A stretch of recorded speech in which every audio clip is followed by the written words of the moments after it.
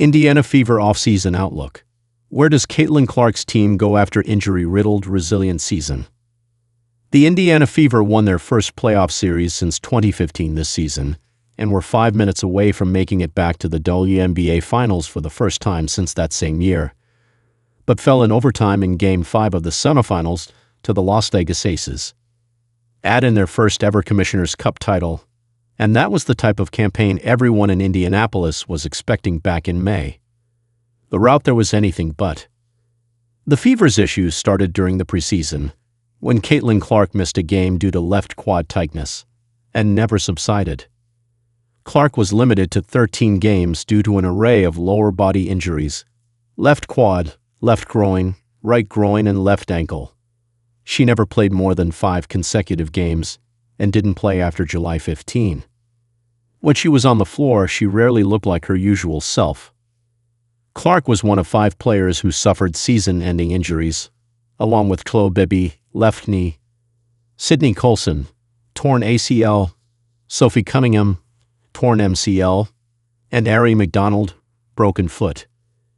Key free agent acquisition Dewana Bonner also departed in June after just 9 appearances, under controversial circumstances. They didn't have a single starting lineup play more than 9 games together, and 18 different players appeared in at least 1 game. The Fever were a completely different team in the playoffs than they were on opening night, but they were still a very competitive group. Odyssey Sims, Ariel Powers, and Shea Petty arrived on hardship contracts and brought experience and toughness, while Kelsey Mitchell and Aliyah Boston led the way at an all-WNBA level. In the first round, they lost Game 1 to the Atlanta Dream, then won the next 2 to become the first lower seed to advance since the WNBA went back to best-of-3 series in the first round in 2022. Boston's game winner in the closing seconds of Game 3 completed an incredible last-minute comeback. They carried that momentum into the semifinals, when Mitchell led a stunning upset in Game 1 against the Las Vegas Aces with a playoff career-high 34 points. After losing Games 2 and 3, they kept their season alive with a Game 4 victory to force a winner-take-all Game 5 back in Las Vegas.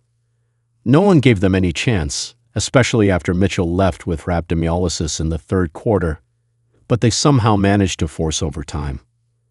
The extra frame proved to be a step too far, but the Fever could walk off the court with their heads held high.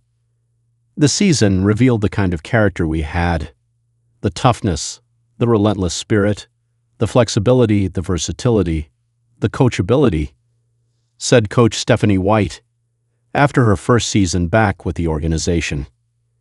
This season did not go to plan in Indianapolis, but it was still their most successful campaign in a decade and re-established the Fever as one of the league's premier franchises. The question now for White and the front office is, how do they build on it? Biggest strength: resilience.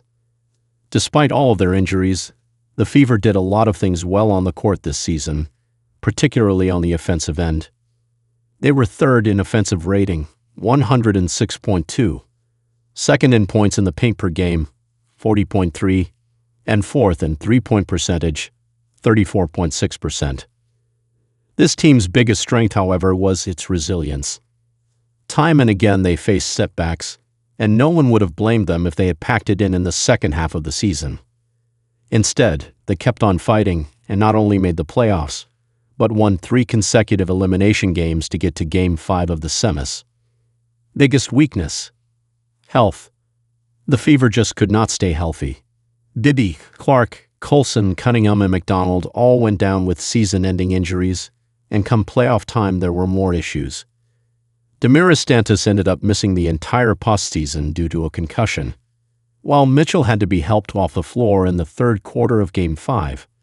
After seeing how far the Fever got anyway, it's hard not to imagine what this team could have done if fully healthy. This offseason will be unlike anything we've seen in WNBA history. Kalani Brown and Lexi Brown are to be only players not on rookie-scale contracts under contract for 2026. It's still unclear when free agency will actually happen due to the ongoing labor fight between the WNBPA and the league, but whenever it does begin, it's going to be mayhem. Every single team will have an abundance of cap space and roster spots. That includes the Fever, who only have 3 players under contract for 2026: Boston, Clark, and Michaela Timpson.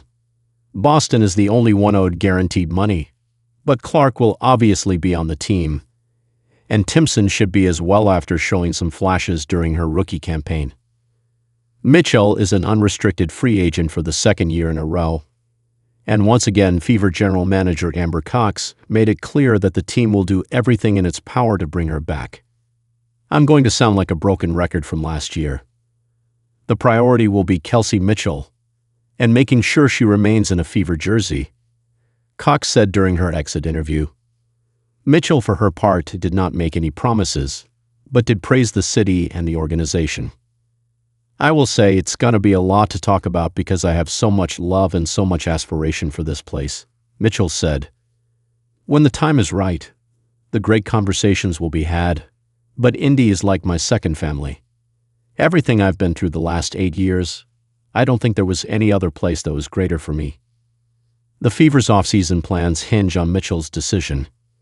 If she returns, the Fever will have one of the best cores in the league in her, Clark and Boston, and will be able to focus on filling out the roster around them. If she leaves, the Fever will have to figure out how to replace her perimeter scoring and may need to chase another star before they can fill out the rest of the roster. Mitchell re-signing with the Fever feels like the most likely outcome, but there are no guarantees in free agency. Hull is a restricted free agent, so she will almost certainly be back, and Cunningham expressed interest in returning as well.